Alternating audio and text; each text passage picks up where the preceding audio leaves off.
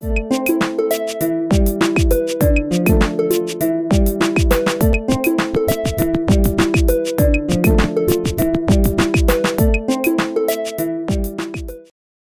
is session C, a focus on the student. We're going to start off hearing from Joan Lord, Vice President from Southern Regional Education Board. I'm going to hand it over to my team here from Armstrong Atlantic State University with President Linda Blyken and Melody Rodriguez. And then we're going to hear from Atlanta Tech and President Alveda. So with that, I'm going to turn it over to Joan, and we'll get started. Thank you very much. And I think this is the end of a long day, is that right? But we're going to keep you energized. No, they have another sessions. No, it's not. You have more sessions. They get to do serious work after we're finished, right? All right. Well, there are things to look forward to. Well, all right. So one more step on a busy day. Well, SREB has worked with governors, legislators, and education leaders in our states for its 65-year history to establish and track progress on goals. So it's pretty comfortable for us to be here talking about goals with you this afternoon. And we very much appreciate the invitation to be a part of this discussion. Beginning as a higher education compact, SREB centered its early goals on higher education as an economic engine for post-World War II South. Some 45 years later, in the mid-1980s, SREB expanded its mission to focus on the full range of education from pre-kindergarten to adult learning, realizing that higher education depends upon the successes in the whole education enterprise. You will see represented here on screen left 3 sets of formal goals adopted by southern states in recent times. The most recent just launched our efforts to implement policies that our leaders believe will push us closer to the goals, and you can find that on our website. And as a part of our ongoing effort, SREB provides regular feedback to states on how they're doing in meeting the goals. Every other year, it produces a pre-K-20 state progress report. The last one, A Decade of Progress, is produced for each state. Georgia's report was produced last June, and it appears on our website, and you can download it there. Go to our website, click on Georgia, and you'll find the links pretty easily, and you can find there the PowerPoints that I'm going to be using today, and you can download those if you're interested in any of them. SREB has adopted a college completion goal in each set of goals since 1988. In 2000, the first one was about traditional college degrees, 2- and 4-year and graduate degrees, and the goal for SREB was to meet national averages. By 2001, technical certificates were added to the mix, and the bar was raised. We were going to try to exceed national averages, and that was the idea in 2001, exceeding national averages. By 2013, the percentage was specified, and it's no surprise that it's 60%. It matches what many of the organizations, including Complete College America and Lumina and others, have seen as the appropriate percentage for us to pursue with respect to college completion. Now I want to turn to the Georgia Progress Report and begin with 3 demographic perspectives to provide an understanding for education in Georgia. Enrollment growth, economic impact, and diversity shifts. And I'm going to be focusing all of these on a single decade. These are going to be challenges to schools and a focus on who is coming to college. To understand how well schools prepare students for college, it's important to understand their challenges. And I want to talk to you about who's coming to college.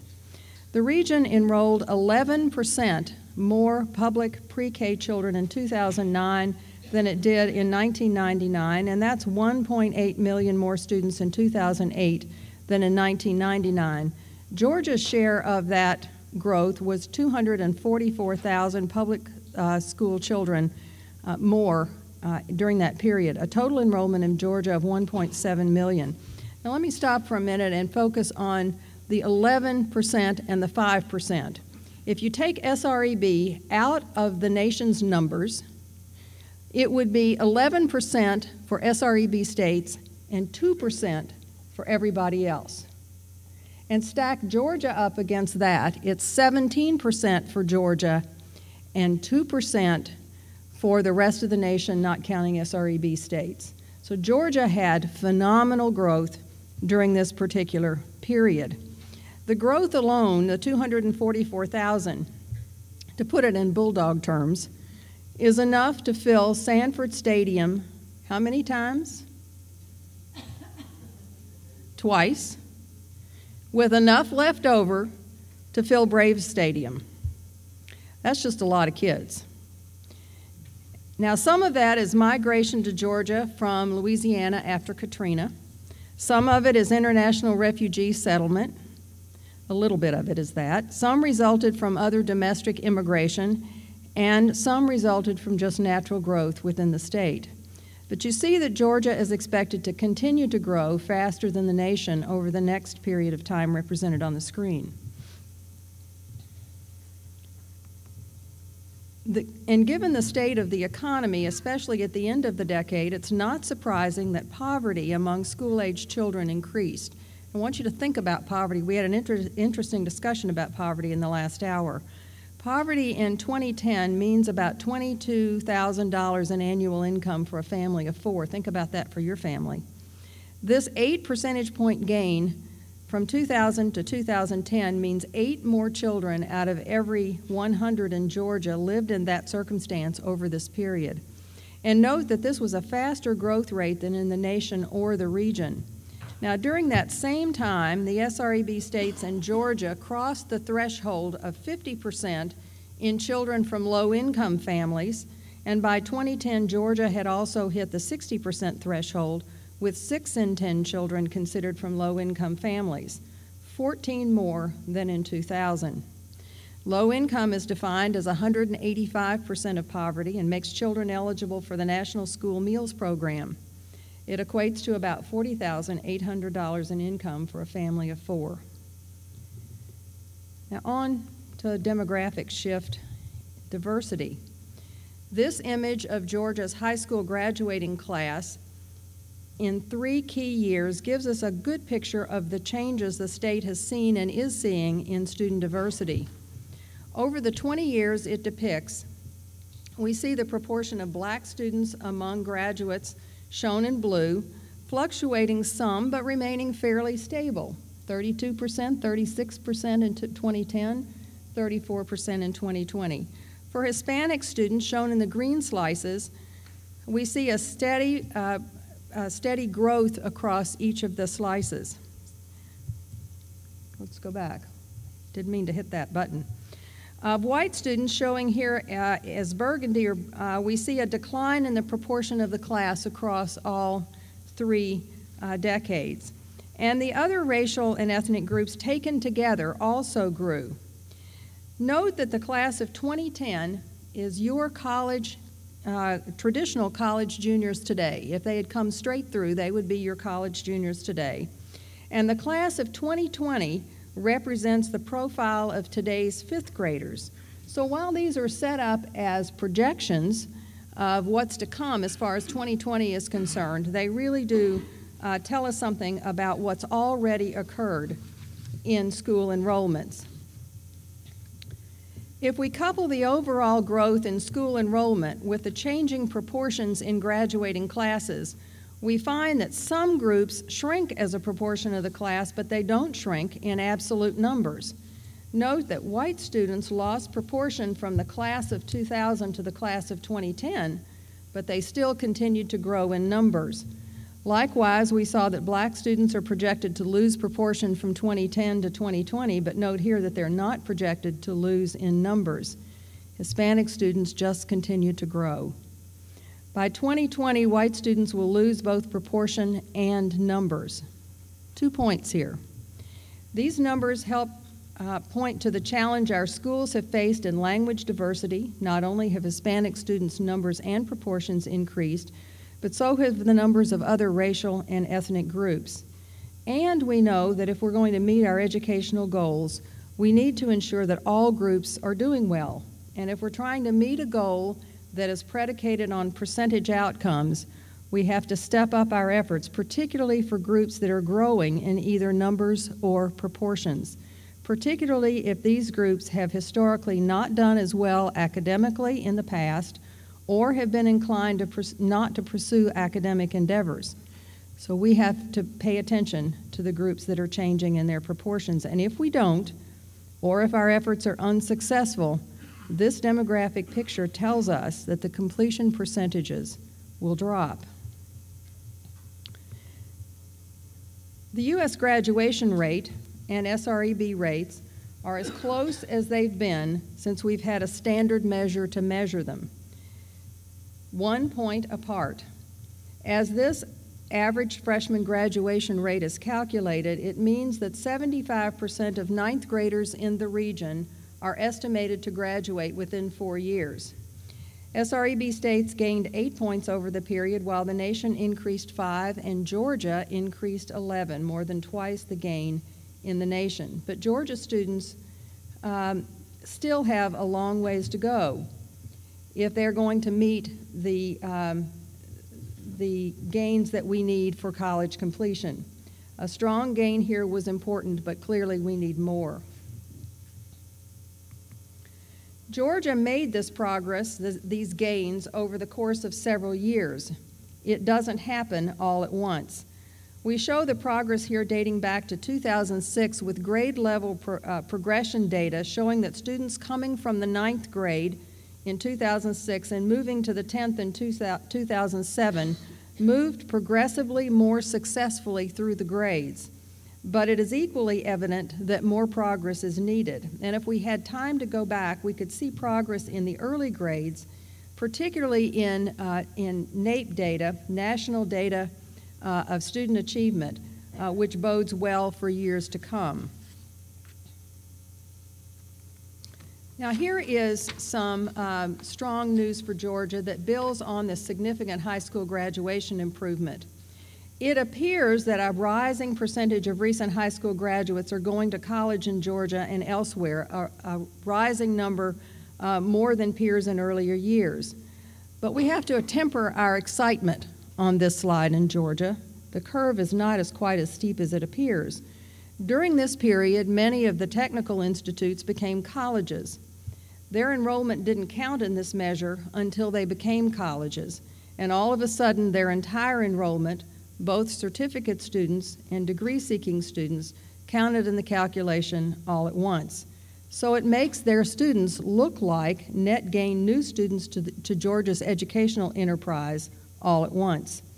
Now the certificate-seeking students attending community colleges around the country have always been counted as college students, so our counts on this measure are just catching up to the rest of the nation. Yet, while the trend line might be misleading, the percentages are accurate and they are important. We didn't really grow this much, but we do have 73% of our recent high school graduates going to college, as shown here. That's a higher percentage than in the region and in the nation. So what does this all roll up to mean? Something quite significant and quite important. We can look at a 9th grader's chance for college enrollment as a function of the percentage who graduate from high school and the percent of those who enroll in college, and we can see where we stand. Georgia may well not be where you or I want it to be, nor where it needs to be, but we can at least see where we are.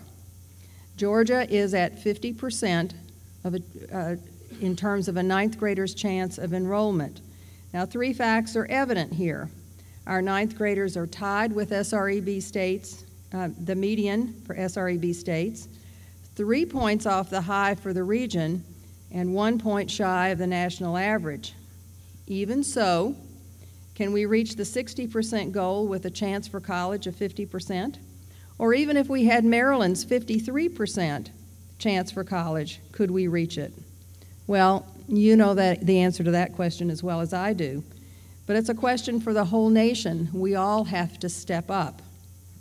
This slide alone tells us how important K-12 education is to the long-term answer of college completion in Georgia.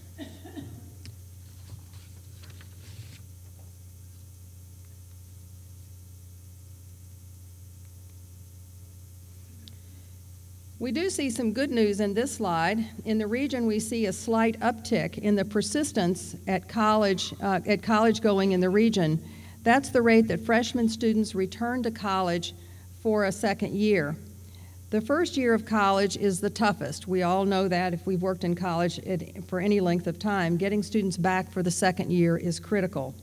For Georgia, the rate held especially steady from 2002 to 2008. And then it dropped in 2010. Now, our data exchange information has just been released for the state, and I can tell you that that red line ticks back up to 85, and so you'll be pleased to know that Georgia is now steady with the region.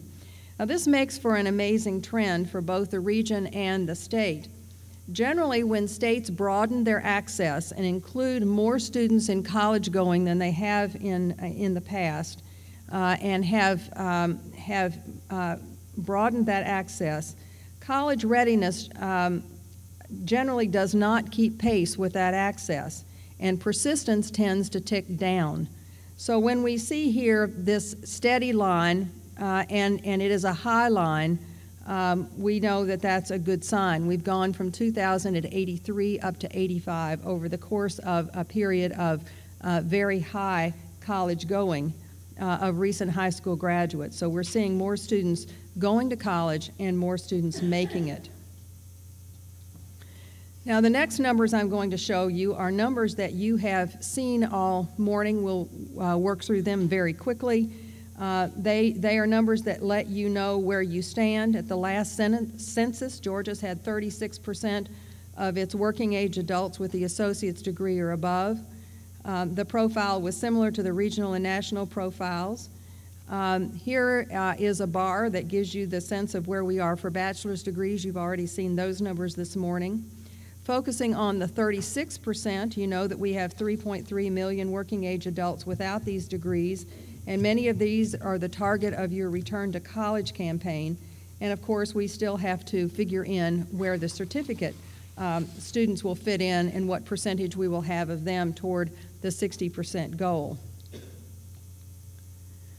And my final note has to do with the students who do not have college credentials and where Georgia stands with respect to those students, and I want to put in a particular plug for them. We know that states are much more successful in getting students into GED programs, particularly right after those students drop out of high school. Nearly 2/3 of GEDs in Georgia go to youth and young adults, and that's not at all unusual. Georgia has a coordinated effort to address adult education through the technical college system. It's one of the better coordinated systems in our region, and that's paid off. Georgia has the third highest production of GEDs in our region. But it is troubling that GED production has dropped off a little bit from about 22,000 to about 18,800 as this slide shows, 22,000 in 2008. What is also troubling is the degree with which the state is getting to all of the adults over the age of 25 that need to be reached. About 14% of working age adults, about a little over 700,000 working age adults in Georgia do not have a high school credential. About 48% of them are employed, which means more than half are not employed. And so many of these adults need help, your help, in getting their high school credentials before they can even think about a post-secondary credential. Your current program produced about 19,000, we'll round it off, GEDs in 2010, and about 1/3 of those went to working age adults. So if we rounded all these numbers off, we could say that about 7,000 received GEDs and about 700,000 needed them. That works out to be about 1%. And I think we need a little better market penetration than that if we're going to get to these adults with what we need for them to be able to move on to post-secondary credentials. If you're satisfied that you can get to your goal without these adults, and if you're okay to leave them in their present circumstance, You can, in fact, get to the 60% college completion goal without them, but I think it's not in our state's best interest to leave these adults behind. We need to bring them along with this goal as well. So remember, when you hear discussions about adults, it's not all about return to college for those who have some college and no degree. It's also about some students who have no diploma and need to be able to get into college. Georgia has some momentum around the issue of college completion. It's very clear that there are some things moving in our direction, but there's still a long way to go, and there are some programs we need to put in place to keep that momentum going and to get us where we need to be. There's some strong programs underway, and I have two great presenters behind me who are going to tell you about two programs to bring along two important segments of our population. So let me turn the mic over to them.